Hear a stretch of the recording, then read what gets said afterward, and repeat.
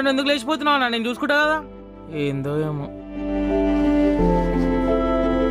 అన్నా, నేను పెడతాను.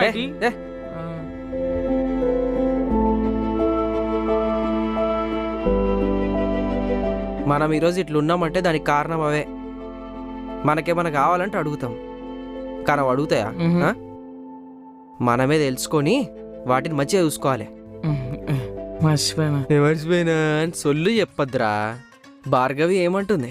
అన్నా మేము ఫ్రెండ్స్ అన్నా. రే, నేను ఫ్రెండ్స్ అనే అంటున్నారా? నేనేమన్నా కనా యూ నాటి. అరే మామా, రే మామా, దా